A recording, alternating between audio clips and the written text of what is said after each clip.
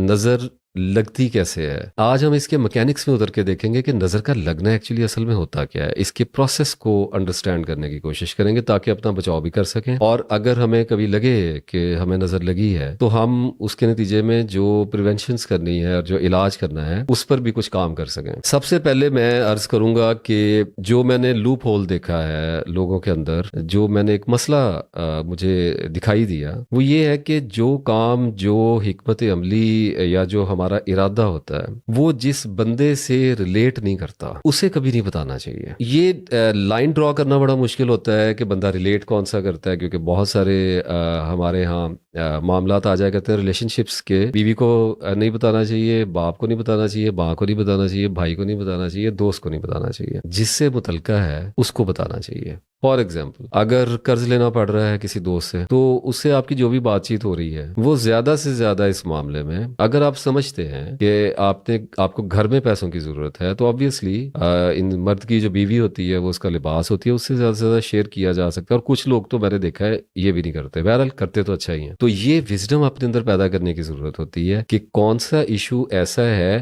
یہ جو میرے سامنے آدمی بیٹھا ہوا ہے جو اس سے متعلقہ ہو سکتا ہے. اگر میں اس کو سم اپ کروں، کنکلوڈ کرنے کی کوشش کروں، تو اپنے معاملات کو سیگا راز میں رکھنے کی تربیت حاصل کرنا شروع کریں. جو لوگ رکھتے ہیں، ٹرینڈ ہیں، ٹیم کر چکے ہیں اپنے آپ کو، یا بائی برتھ ایسے ہیں، مزاج ایسا پایا تھا، ان کے لیے تو آسان ہے. جو لوگ میری طرح منہ سے زیادہ بولنے والے ہیں، زبان کنٹرول نہیں ہوتی ہے ان کی، ان کو مار کھا کے، دھکے کھا کے، زخم اٹھا کے، صدمات اٹھا کے اور رو دھو کے، گرتے پڑتے پھر سیکھنا پڑتا ہے. بتانا کیوں نہیں چاہیے؟ دیکھیے، بتانے میں پرابلم یہ آتی ہے کہ مخلص ہو یا نہ ہو، غلط بندے سے غلط بات کریں گے تو دو کام ہی ہوں گے. اگر مخلص ہے، مشورہ دینے کا اہل نہیں ہے، اچھی سمت نہیں دکھا سکتا، تو غلط مشورہ دے دے گا، دماغ خراب کر دے گا، الٹی لائن پہ لگا دے گا. اور اگر مخلص نہیں ہے، جلتا ہے، اور پہچاننا بہت مشکل ہے. کچھ لوگ تو ایسا جلتے ہیں کہ دور سے پتا ہوتا ہے، سالوں کے فاصلے سے پتا ہوتا ہے کہ وہ جلنے والا فلاں شہر میں مجھ سے رہتا ہے. اگر تو ایسا آدمی ہے کہ مخلص نہیں ہے تو کیا کرے گا کہ حسد کرے گا، جیلس ہو جائے گا، یا پھر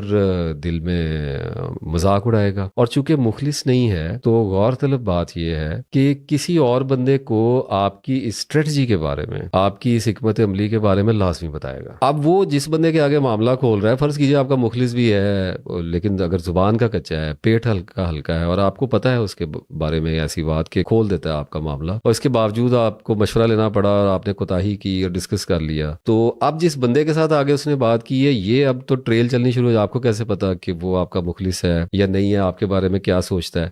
تو اس کو عام لینگویج میں کہا جاتا ہے کہ آپ کی پرسنل سیکیورٹی جو ہے وہ بریچ ہو گئی ہے، آپ کی بات نکل گئی ہے. اب جب بات نکل گئی ہے نا تو بات شکلیں بدلے گی، بات کو بڑھا چڑھا کے کیا جائے گا، بات میں دوسرے وسوسے اور گپیں اور اس میں اوہام اور اپنی طرف سے اپنے خیالات اور اشکالات جو ہیں ان کو مکس کیا جائے گا. اس کا مطلب ہے کہ بات اب آگے سے آگے بڑھتی چلی جائے گی. جتنا آگے بڑھتی چلی جائے گی اتنا آپ کا نقصان کرتی، جھاڑو پھیرتی چلی جائے گی آپ کے اوپر. بندہ مخلص ہے، مشورہ صحیح نہیں دے سکتا، کر لیا مشورہ، نظر لگ گئی. غلط مشورہ دے دینا اور اس پہ پھر مشورہ مانگنے والے کا عمل کر لینا، نظر لگ جانا ہے. اور اسی طرح سے اگر حاسد تھا اور مشورہ کر لیا اور وہ خود تو اس نے بے شک چاہے کچھ بھی نہ کیا، ورنہ پہلا سیکیورٹی بریچ تو آپ نے یہی کیا ہے کہ اپنا راز آپ نے کسی کو. حکمت عملی بھی راز ہوتا ہے، یاد رکھیے گا اس بات کو. صرف گناہ رازوں میں نہیں ہوا کرتے، آپ کی اسٹریٹجیز جو ہوتی ہیں، جو آپ کے ارادے ہوتے ہیں، جو آپ کے خیالات کے اندر مکفل ہوا کرتے ہیں، لاکڈ ہوا کرتے ہیں انسائڈ، یہاں پہ جو ہوتے ہیں وہ بھی آپ کے راز ہوتے ہیں. آپ کیا کرنے والے ہیں، یہ ایک اسٹریٹجی ہے اور ابھی یہ اسباب میں ڈھلی نہیں ہے، اس لیے اس کو راز میں رکھنا ہوتا ہے. بری نظر کا پھر اب لگ گئی ہے اگر تو ڈیمیج آتا ہے. اب ڈیمیج جو ہوتا ہے وہ 3 لیئرز میں ہوتا ہے، 3 درجات میں ہوا کرتا ہے. اس میں پہلا درجہ جو میں کاؤنٹ کرتا ہوں وہ جسمانی نقصان کا ہوتا ہے، اور دوسرا ہمارا سائیکولوجیکل ڈیمیج ہوتا ہے، اور تیسرا ہمارا اسپرچول ڈیمیج ہوا کرتا ہے. اس میں ہوتا ایسے ہے کہ جب آپ اپنا ارادہ یعنی کہ اپنا خیال یعنی کہ اپنی حکمت عملی کسی دوسرے پہ، اس میں سب کچھ ہی ڈال لیجئے، کچھ بھی آپ کا کوئی بھی معاملہ جو ہے وہ آپ دوسروں پر ظاہر کرتے ہیں نا، تو 3 طرح کا رسپانس آئے گا. اس سے باہر نہیں آپ کو رسپانس آئے گا. پہلا رسپانس یہ آ سکتا ہے کہ حسد اور جلن کے مارے لوگ سائلنس ہو جائیں گے. اب جب لوگ سائلنٹ ہو جاتے ہیں تو آپ کو پتہ نہیں چلتا کہ یہ آپ کو رسپونڈ کیسے کر رہے ہیں. دوسرا جو ہوتا ہے نا وہ رسپانس ہوتا ہے تنقید کا، طنز کا ہوتا ہے. لوگ ٹانٹ کرتے ہیں، لوگ آپ کا مذاق اڑاتے ہیں، مذاق کرتے ہیں آپ کو. اس پہ بھی بات کرتے ہیں تھوڑا سا کہ تیسرا رسپانس جو ہوتا ہے نا وہ بڑا ویئرڈ ایلیمنٹ مجھے نظر آیا. وہ ہوتا ہے تعریف کا. لوگ موٹیویٹ کرنے لگ جاتے ہیں آپ کو، حوصلہ دینے لگ جاتے ہیں، تعریف کرنے لگ جاتے ہیں. یہ جو تعریف ہوتی ہے نا یہ بندے کو لے کے بیٹھ جاتی ہے، فرینکلی اسپیکنگ تباہ کر کے رکھ دیتی ہے اس کو. یعنی کہ کسی کام کو کرنے سے، اس کے ہونے سے پہلے اس کام کے ارادہ کرنے والے کی جو تعریف ہے، توصیف ہے، وہ اس انسان کا جو اس ارادے کو اس ارادے کو اختیار کیے بیٹھا ہے، اس کا پرسپیکٹیو جو ہے وہ سپوائل کر دیتی ہے. جیسے سپوائلڈ چائلڈ نہیں ہوتا، بگڑا ہوا جیسے بچہ ہوتا ہے. فار ایگزامپل جیسے کوئی باس ہے، کسی کمپنی کا اونر ہے، اور وہ اپنا کوئی ارادہ اپنے قابل اعتماد جو اس کے کولیگز ہیں یا امپلائیز ہیں، سبارڈینیٹس ہیں، ان سے جب ڈسکس کرتا ہے، اور یا وہ کوئی ایسا انسان جس کی لوگوں کو ضرورت ہے، جس کے پیسے کی وجہ سے، طاقت کی وجہ سے لوگ اس کے جو سیاستدان ہیں، سٹارز ہیں یا بڑے مناصب پہ عہدوں پہ پہنچے ہوئے لوگ ہیں، وہ جب اپنے خاص لوگوں کو جن کو متمت کہا جاتا ہے، خواص جو اپنے ارد گرد ایلیٹ کلاس کٹھی کی ہوتی ہے، خوش آمدی. I hope you are getting my point کہ میں بات کو سکویز کر کے کہاں لے کے جا رہا ہوں. وہ جب ان سے شیئر کرتا ہے نا، اس میں ہوتا یہ ہے کہ تعریف کی جاتی ہے کہ نہیں جی آپ کے لیے تو یہ مسئلہ ہی کوئی نہیں ہے، آپ تو کر سکتے ہیں، آپ نے نہیں کرنا تو کس نے کرنا ہے. اور یا پھر کچھ ایسے لوگ ہوتے ہیں کہ اپنی بیوی سے اگر ڈسکس کر دیں گے تو کہ نہیں آپ بالکل کر سکتے ہیں، آپ اس میں جائیے، اور آپ نے پہلے بھی اس طرح کے بڑے کام کیے. یہ ہوتا ہے سب، ہم سب کے ساتھ ہوتا ہے. دوستوں کے ساتھ کریں گے تو اگر آپ نے کوئی دوستوں میں بھی کوئی زیادہ عقل مند ہوتا ہے، کوئی کم عقل مند ہوتا ہے، کوئی لاؤ بالی ہوتا ہے، کچھ حسد والا بھی ہوتا ہے، کوئی کسی طرح کا ہوتا ہے. تو اگر آپ کیٹیگرائزیشن نہیں انسانوں کی کر سکتے، اگر آپ کو پہچان نہیں ہے، تو اس کا مطلب آپ ولنریبل ہیں، بہت زیادہ ولنریبلٹی ہے آپ کے اندر، اور آپ ڈسکس کر دیتے ہیں تو آپ کی تعریف کر دی جائے گی. ایسے تعریف نہیں کی جائے گی تو حوصلہ سے کہ نہیں کرو کوئی بات نہیں، اللہ مالک ہے، دیکھی جائے گی، ہو جائے گی. تو ہوگا کیا، جو بھی پروجیکٹ ہے اس کے اندر جو نیگیٹو آسپیکٹس آ سکتے ہیں ان کو انسان اوائڈ کر دیتا ہے. اوائڈ اس لیے کر دیتا ہے کہ اپنے آپ پہ کانفیڈنس ذرا زیادہ بڑھ جاتا ہے، تھوڑا سا شیئر ہو جاتا ہے. ہلا شیری ایک بڑا، آپ کو پتا ہے، مستعمل ایک کامن ٹرم چلتی رہی ہے. اس کے نتیجے میں جب آدمی نیگیٹیوٹی کو اوائڈ کرتا ہے، جو کہ آنی ہی ہوتی ہے، کسی نہ کسی خاص درجے میں آنا ہی ہوتی ہے، کسی نہ کسی سٹیج پہ آتی ہی ہے، تو اس میں پھر اس کو نفسیاتی اور روحانی ڈیمیج تو آنا ہی آنا ہوتا ہے. وہ اس سے بھی پہلے فزیکل ڈیمیج کا شکار ہوتا ہے. ویئرڈ ہے نا. اب فزیکل ڈیمیج کا شکار اس طرح ہوتا ہے جب سائیکوسس آئے گا، جب خلجان آئے گا، جب ذہن اپنے بارے میں غلط فہمی یا خوش فہمی کا شکار ہو جائے گا، تو کام کرنے کی طاقت سلب ہو جائے گی، سیزڈ ہو جائے گی. اس کی وجہ یہ ہے کہ ایکسپیکٹیشنز بڑھا لی گئی ہوتی ہیں. ذہنی طور پہ مائنڈ کو ڈاج کر لیا ہوتا ہے، ایزیوم کر لیا ہوتا ہے کہ یہ کام ہو ہی جانا ہے اور میں اس کو کر ہی گزروں گا. اس کے نتیجے میں جو مینٹل انرجی ہوتی ہے، جو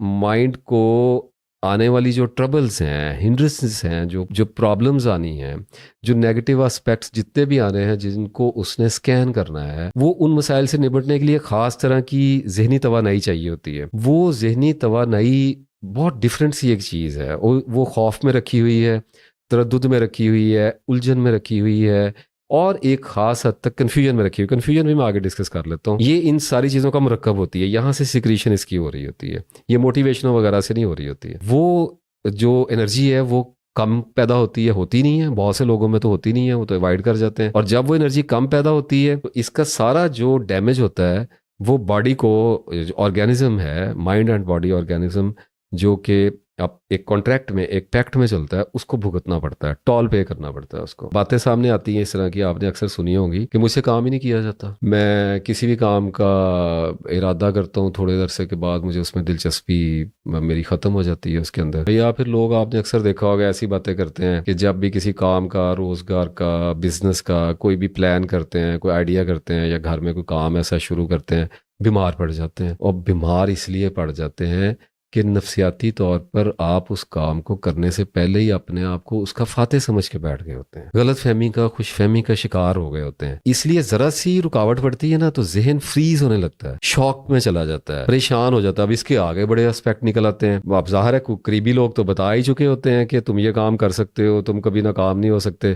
تو ناکامی کی پھر نون بھی جب دکھائی دیتی ہے نا، بھی شروع ہوتی ہے، تو انسان ڈپریشن کا شکار ہو جاتا ہے. اس لیے شکار ہوتا ہے کہ اس کو پھر فیئرز جو ہے نا وہ گھیر لیتے ہیں، خوف اس کو گھیر لیتے ہیں.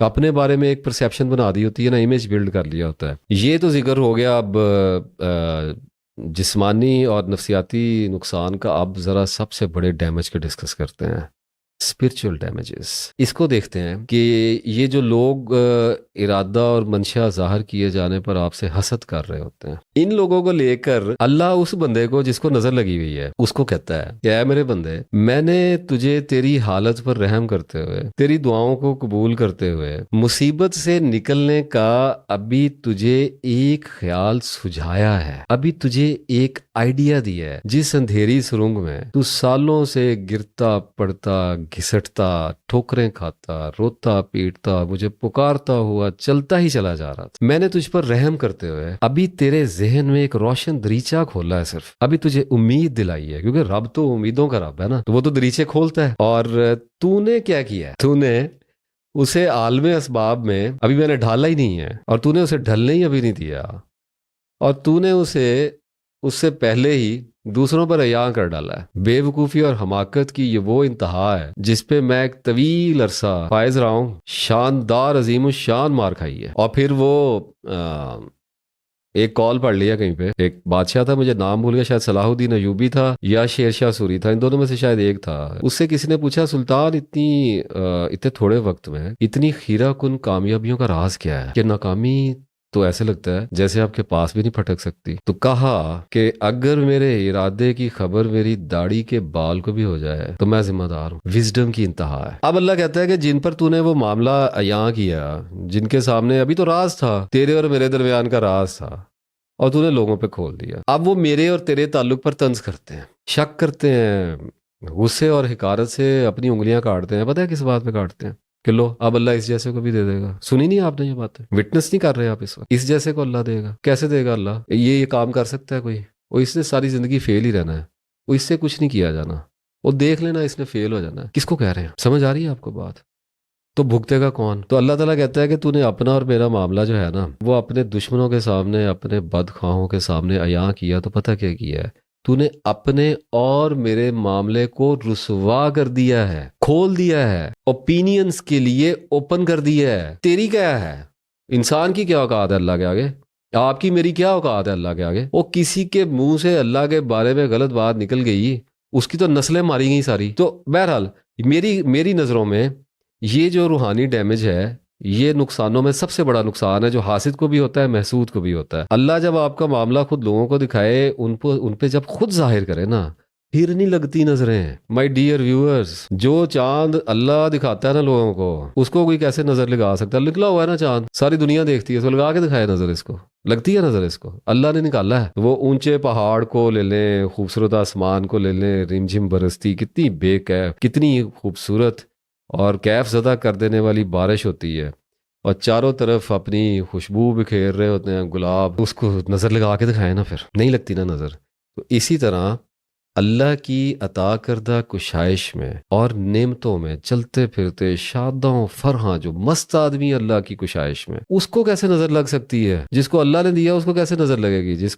کو اللہ نے لوگوں کو دکھایا کہ دے دیا میں نے اس بندے کو، لگاؤ اس کو سارا جہان مل کے نظریں لگا دے. ایک نظر اور ہوتی ہے، وہ نظر صرف بری نہیں لگتی، ایک اور نظر کو رشک کی نظر بھی کہتے ہیں. یہ دشمنوں کی تو بہت ہی کم ہوتی ہے، زیادہ تر یہ اپنوں کی لگتی ہے، اپنے سے محبت کرنے والوں کی لگتی ہے. جیسے ماں باپ کے سامنے پہلی بار جب پولیس کی وردی پہنے ہوئے غریب ماں باپ کا بیٹا ایس پی بننے کے بعد جب کڑیل جوان جب آگے سلیوٹ کرتا ہے تو رش کی نظر آ جاتی ہے. تو نظر جو ہوتی ہے وہ پھر ایسا بھر کے دیکھتی ہے، اتنی محبت سے دیکھتی ہے کہ فدا ہو جاتی ہے. میں واری صدقے جاؤں ہے، آؤٹ آف کنٹرول ہو جاتی ہے، اتنی پھیل جاتی ہے، اس میں اتنی پاور پیدا آ جاتی ہے. اور میں اس پاور کو پازیٹیو نہیں کہتا، تھوڑی بہت رش کی نظر ٹھیک ہے، لیکن جب اس قدر تمانیت اتنی وارفتگی سے اور اس طرح والہانہ دیکھا جاتا ہے، جب ایسے دیکھا جا رہا تھا بھر کے، تو دو کام ہوتے ہیں. ایک تو عین اسی لمحے جلنے والا جل مرتا ہے. اب وہ جلنے والا کون ہے؟ اب تو دیکھا اپنے نے اور اپنے کو دیکھا ہے. اب کون جلا ہے؟ وہ ایک حسد کرنے والا ہمیں ایک ایسی جگہ سے دیکھتا ہے جہاں سے ہم اس کو نہیں دیکھتے، وہ ابھی باقی ہے، پکچر ابھی باقی ہے، وہ دیکھتا ہے، وہ جل مرتا ہے ہی حاسد. وہ تو مایوس ہے، جلتا ہے ہم سے، حسد کرتا ہے. سب سے بڑا حاسد تو وہ ہے کائنات میں ہمارا، تو وہ جل جاتا ہے.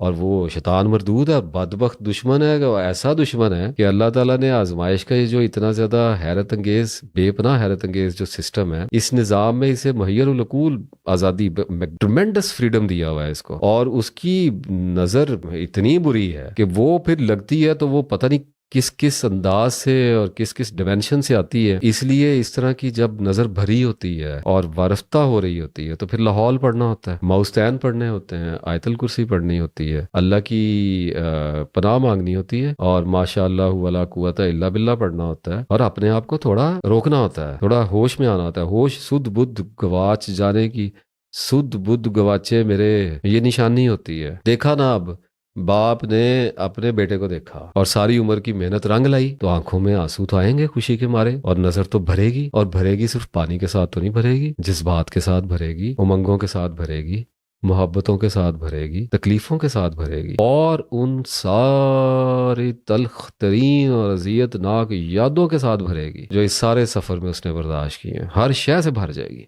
اور اتنا بھری ہوئی نظر جب دیکھتی ہے تو اس میں اتنی حیرت انگیز محبت پیدا ہوتی ہے، وہ اتنی سخت ہوتی ہے کہ اس کو دوسرا انسان نہیں سہار سکتا، حسد کی ہو یا رشک کی ہو، لگتی ضرور ہے، اور اس لیے لگتی ہے کہ تیز اتنی ہو جاتی ہے کہ عام نظر نہیں رہ جاتی، پرسیپشن میں ایموشن اتنا انوالو ہو جاتا ہے۔ ابھی میں کیمرے کو دیکھ رہا ہوں، کیا ایموشن ہے میرے اندر؟ ابھی میں اس پینسل کو دیکھ، میرے اندر کیا ایموشن ہے؟ لیکن اپنے بچے کو دیکھوں گا تو نظر ایموشنل ہو جاتی ہے۔ تو پرسیپشن کے اندر perception becomes alive for God سے، اس میں اسے آگے نہیں جاؤں گا۔ اس میں پھر دوسرا نقصان جو میں نے کہا تھا کہ دو نقصان ہو، دو طرح کے نقصان ہو سکتے، ایک تو شیطان کہ یہ اتنے خوش ہو رہے ہو بھی ہیں تو پھر اللہ سے مانگ لیتا ہوگا نا اجازت، جیسے وہ روایت ہے کہ حضرت ایوب علیہ السلام کو جب وہ کہا، اس وقت تو شاید مجھے نہیں پتا روایت ہے لیکن کفایت تو کر گئی ہے، کہ جب کہا کہ جتنا ان کو دیا ہے اتنا تو نبوت بھی دے دی، خاندان بھی دے دیا، سب کچھ تو دے دیا ہے، بادشاہ بھی سب کچھ ہی دے دیا، تو اب کسی کو بھی دو گے تو شکر تو کرے گا، تو لے کے دیکھو پھر دیکھتے ہیں کرتا ہے کہ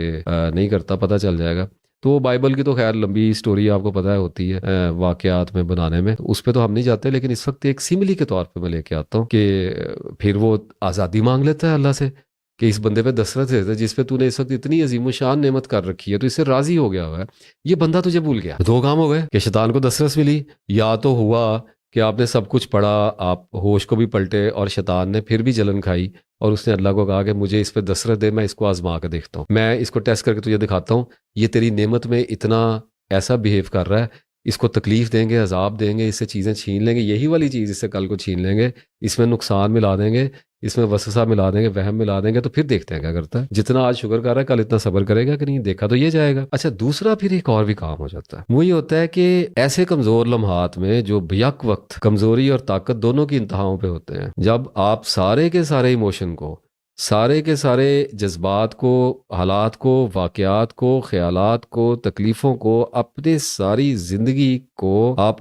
آنکھوں میں لے آئیں گے تو آپ ویک ہو جائیں گے اور آپ کی عقل معاف ہو جائے گی۔ تو کیا ہوا کہ فدا ہو گئے۔ المال والبنون زینت الحیات الدنیا، کیا ہے دنیا؟ بیٹوں پہ اور مال پہ سب کچھ ہی آ گیا اس میں، فخر کرنا، اور یہ زینت ہے، ڈیکوریٹ کی گئی ہے۔ تو ڈیکوریشن جب بہت زیادہ گلیمرائز کی جاتی ہے اور آپ کے سامنے پیش کی جاتی ہے، چکر آ جاتے ہیں، بڑے بڑے اللہ کے بندوں کو چکر آ جاتے ہیں، آپ کو بھی آئے ہیں، مجھے بھی آئے ہیں، ہم سب کو آئے ہیں، بڑے بڑے جو اعلیٰ درجات پہ، بڑے سخت درجات پہ بیٹھے ہوئے لوگ ہوتے ہیں ان کو بھی چکر آ جاتا ہے۔ تو جب چکر آتا ہے عین اس لمحے میں بسا اوقات آزمانے والا، کیونکہ شیطان آزمانے کی اجازت مانگے، کوئی بھی تو آزمائش تو اللہ تعالیٰ کی ہی ہے، آخر کار تو حکم جو ہے واللہ یحکم لا معقب لحکمہ، اللہ حکم کرتا ہے تو اس کو پھر کوئی پیچھے کیسے کر سکتا ہے۔ تو آزمانے والا رب عظیم خود بھی آزمانے کا حکم صادر فرما سکتا ہے، حضور والا۔ مقصود اس کا یہ ہوتا ہے کہ جس اولاد کی محبت میں اتنے پاگل ہو گئے ہو، اتنے وارفتہ، اتنے واری صدقے جا رہے ہو کہ بھول ہی گئے ہو کہ مجھے بھی یاد رکھنا تھا،